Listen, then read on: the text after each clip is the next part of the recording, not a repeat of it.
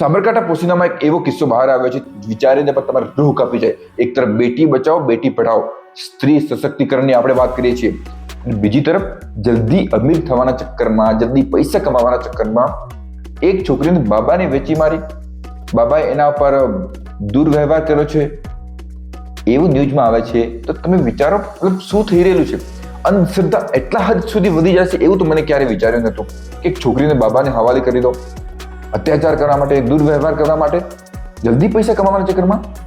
એવું ક્યાં કઈ બુકમાં લખેલું છે, કયા આર્ટિકલમાં લખેલું છે, કયા એવા સંવિધાનિક નિયમ છે કે જલ્દી અમીર બનાવવા માટે તમે એક બાબો તમને એવું કહે કે છોકરી તમારી મને આપી દો, હું તમને જલ્દી અમીર બનાવી દઉં.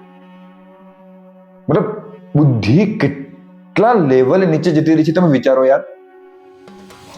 એમ અમીર બની જવાતું તો બધા અમીર બની જતા ને યાર. અંધશ્રદ્ધા હતી, મને પણ ખબર હતું, આટલા હદ સુધી અંધશ્રદ્ધા મતલબ હશે મને ન ખબર હતું. આટલું મતલબ આ એજ્યુકેશનના યુગમાં આટલા સુધી લોકો ગીરી ગયા છે. ભાઈ વિચારો, જલ્દી અમીર ના બનાય, છોકરી વેચીને અમીર ના બનાય.